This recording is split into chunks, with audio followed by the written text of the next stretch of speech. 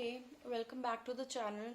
So in this video we will start with contemporary India, next topic of contemporary India. I have already given a few videos on that. In case you haven't seen that, please go and check them out. So let's start with the provisions. Now I'm starting with the article. The first article which is there in the constitution for the protection of a weaker section of society, we have article 14 which is the very first article, पहला article fundamental right में आता है। ये article कहता है equality before law. इसका मतलब है everybody whatsoever either rich poor या कैसा भी हो, he will be everybody will be treated equal in the eyes of law. सबको इक्वल ट्रीट करा जाएगा। The second article is Article 15. Now, Article 15 is about prohibition on the grounds that कि किसी भी तरह का डिस्क्रिमिनेशन हो रहा है, तो इन सब चीज़ों का हम प्रोहिबिशन करते हैं। किस बेसिस पे? रिलीजन, सेक्स, कास्ट या रेस के बेसिस पे कोई भी डिस्क्रिमिनेशन करेगा किसी के अगेंस्ट या स्टेट करेगा किसी के अगेंस्ट, तो वो गलत होगा। तो ये जो है एक तरह से the state shall not discriminate any citizen on the grounds of religion, caste। ये सब इसीलिए बनाया गया था so that जो भी ये backward और economically deprived sections हैं हमारी सोसाइटी के, उनके साथ किसी भी तरह का डिस्क्रिमिनेशन ना हो पाए। Moving on to next article. See article 15 में हमारे पास 3 पार्ट्स आते हैं, मैं डिस्कस कर लेती हूँ इन शॉर्ट में। Article 15 का first I have discussed, that is prohibition of any sort of discrimination. Now second article says that the public wells, bathing yards, roads, property of public use which is dedicated for the use of general public only. So जो public guards, bathing wells, जो भी public property बनाई जाती है वो पूरी तरह से dedicated हो कि वो public ही उसको use करे। और third part है इसका कि nothing in this article or in the clause of 2 of Article 29 shall prevent the state for making any special provision for advancement of SC, ST और OBC। So कुछ भी इस article में या फिर in the second clause of Article 29 shall not prevent the state, वो रोक नहीं सकता स्टेट को for making any special provisions for betterment, ताकि वेलफेयर के लिए, किसी की बेटरमेंट के लिए, अगर हम उस सेक्शंस के लोगों के लिए वेलफेयर के लिए वो कुछ करना चाहते हैं तो वो कर सकते हैं। वो इन क्लॉज से, सेकेंड क्लॉज ऑफ 29 से रुके ना। बेसिकली ये है आर्टिकल 46, ये थर्ड पॉइंट है। आर्टिकल 46 है आपका मेरा favourite, directive principles of state policy से। डायरेक्टिव प्रिंसिपल्स पहले भी वीडियो में बताया था, मतलब जो डायरेक्ट करता है, डायरेक्शंस हैं ये स्टेट्स के लिए कि आपको क्या करना चाहिए क्या नहीं करना चाहिए। सो डायरेक्टिव प्रिंसिपल कहता है कि directs the state to promote with special care, लगा दिया गया है। स्पेशल केयर के साथ आप स्टेट को प्रमोट करना है एजुकेशनल एंड इकोनॉमिक इंटरेस्ट, किसका? For backward sections of the society, particularly the SC, ST and the OBC. Also direct the state to protect the people of these sections from all sorts of forms of exploitation. ये है आपका 46 जो सीधा साफ सीधा direct करता है state को कि हाँ आपको प्रोटेक्ट करना है, उनके एजुकेशनल और इकोनॉमिक इंटरेस्ट का आपको ध्यान रखना है। Now moving on to article 338। अब 338 पे आ गई हूँ, फोर्थ पॉइंट के बाद है ये मेरा नेक्स्ट पॉइंट, आगे से फोर्थ ही पॉइंट है। हाँ ये मेरा फोर्थ पॉइंट है 338। सो 338 आर्टिकल बात करता है appointment of a special officer by president. किस लिए हम प्रेसिडेंट उसको अपॉइंट करेगा? Basically to safeguard the interest of SCs and ST। वैसे ये क्लॉज बहुत बड़ा है, इसमें क्या क्या होता है वो सिर्फ इंटरेस्ट देखता नहीं, he has to prepare a report, present the report, discuss the, मतलब वैसे तो ये बहुत सारी चीजें हैं, लेकिन मैं आपको इस मीनिंग के तौर पे I am explaining you so that you can easily remember if you are learning these points in B.Ed। तो 338 में इस अपॉइंटमेंट ऑफ स्पेशल ऑफिसर कौन अपॉइंट करता है? ऑलवेज रिमेम्बर प्रेसिडेंट अपॉइंट करते हैं।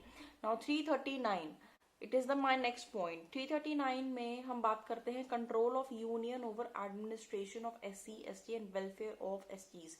सो 339 talks about the control of union, मतलब union का भी कुछ रोल होगा for betterment and welfare of SCs, STs and that sections of the society. Moving on to 340 article 340 बात करता है appointment of commission to investigate the conditions of the backward classes. So in 340 में constitution कहता है कि आप एक commission को सेटअप कर सकते हैं जो कि कंप्लीटली इन्वेस्टिगेट करेगा कंडीशंस, क्या कंडीशन है, क्या स्टेट है ऑफ बैकवर्ड क्लासेस. अपॉइंटमेंट, नियुक्ति जिसको हिंदी में बोला जाता है, कौन करते हैं? President. It presents reports to the president about investigation. So ये कमीशन इन्वेस्टिगेशन करेगी और रिपोर्ट करेगी फिर बाद में जो भी कुछ उसको मिलता है टू प्रेसिडेंट, और फिर उस रिपोर्ट को हम दोनों हाउसेस में भी उसको प्रेजेंट करा जाता है. सो ये एक डिटेल्ड प्रोसीजर है, आपको इतना डिटेल में जानने का ज़रूरत नहीं है, जितना मैं बता रही हूँ उतना is more than enough in B.Ed. Now education of minorities में दो articles are very very important. Actually ये सेपरेटली भी पूछे जाते हैं कभी कभी इन शॉर्ट आंसर्स में, और समटाइम्स वैसे तो ये पूछे तो जाते हैं ही हैं. ये रिपीटेड क्वेश्चन आता है, कभी ये लॉन्ग आंसर का पार्ट बनता है और कभी इनको specifically individually as a short note भी पूछ लिया जाता है. सो मैं डिटेल में डिस्कस करूंगी इसको. Article 29 is for protection of interest of minorities. ये बना था for protection of all sorts of interest of minorities, उनकी प्रोटेक्शन के लिए ना, उनके वेलफेयर के लिए बनाया तो था. लेकिन इसमें था क्या? इसमें दो पार्ट्स हैं. 29 first, it says that any citizen who is residing the territories of India, कोई भी सिटीजन जो रिसाइड करता है with in the territories of India, having distinctive, जिसका डिस्टिंक्ट या एक different language, script, culture of its own, जिसका क्या है? डिस्टिंक्ट लैंग्वेज हो या फिर कोई स्क्रिप्ट है वो डिस्टिंक्ट है, या फिर उसका कल्चर ही डिफरेंट है, उसका खुद का है, मतलब दूसरों से नहीं मिलता जुलता है. So he has the right to protect, conserve the same. उसके पास वो राइट है कि वो उसको प्रोटेक्ट कर सकता है, कंजर्व कर सकता है. ऐसा नहीं है कि he has got a different culture, he has got a different script, तो the constitution is will impose, sorry, कि वो उस पर इम्पोज करे कि नहीं तुम अपना नहीं, तुम हमारा फॉलो करो, ये सब. तो ऐसा नहीं है. ये अगर कोई ऐसा करता कहता है तो वो बिल्कुल गलत है, that is against the law. तो ये गलत हो जाएगा. तो कॉन्स्टिट्यूशन सबको वो राइट देती है कि आप अपने कल्चर को प्रिवेंट, प्रोटेक्ट कर सकते हो. नाउ आर्टिकल 29 का फर्स्ट पार्ट था ये. इसका सेकेंड क्लॉज कहता है no citizen shall be denied admission to any educational institution having funded wholly और partially out of state fund. अब कोई भी सिटीजन को एडमिशन होना, मतलब एंट्री करने से, एडमिशन करने से कोई भी डिनाई नहीं करेगा, कोई मना नहीं कर सकता टू एनी एजुकेशनल इंस्टीट्यूशन जिसका बेसिकली जो फंडेड है होलली और partially out of state funds.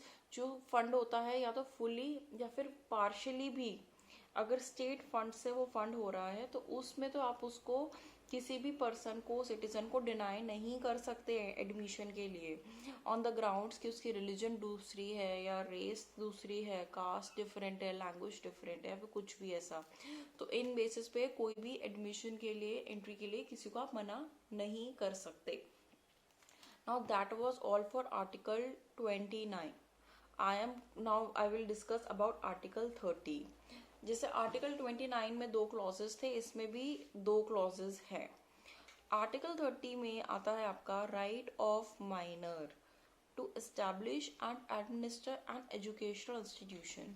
So article 30 में जो कॉन्स्टिट्यूशन है वो राइट दे देता है माइनर्स को कि आप एजुकेशनल इंस्टीट्यूशन को एडमिनिस्टर भी कर सकते हो और साथ ही में इस्टेब्लिश भी कर सकते हो. सो ये इसलिए बनाया गया था ताकि उनको कोई रोक ना पाए, क्योंकि दूसरी जगहों पे तो डिस्क्रिमिनेशन हो ही सकती है, लेकिन अगर ये कुछ अपने तरफ से कर रहे हैं, इंस्टीट्यूशन बनाना चाहते हैं, तो वो भी बनाने के लिए उनको राइट दी जानी चाहिए. सो आर्टिकल 30 में भी दो क्लॉजेस आते हैं. First is that all minor whether based on religion और language has the right to establish educational institution. और सेकंड में आता है the state shall not discriminate. State discriminate नहीं कर सकता बेसिकली एजुकेशनल किसी भी एजुकेशनल इंस्टीट्यूशन को फंड्स देने के लिए, ग्रांट एड्स देने के लिए on the grounds that it is managed by a minor. So जिस तरह से एक स्टेट दूसरे इंस्टीट्यूशंस को फंड करता है होलली और पार्शली, उसी तरह से the state has to grant aid या फिर funds to those institutions which are established by a minor. The state cannot deny that. That was all for this video. If you have got any query, please comment down below and like, follow and subscribe. Thanks for watching. I'll see you in the next video.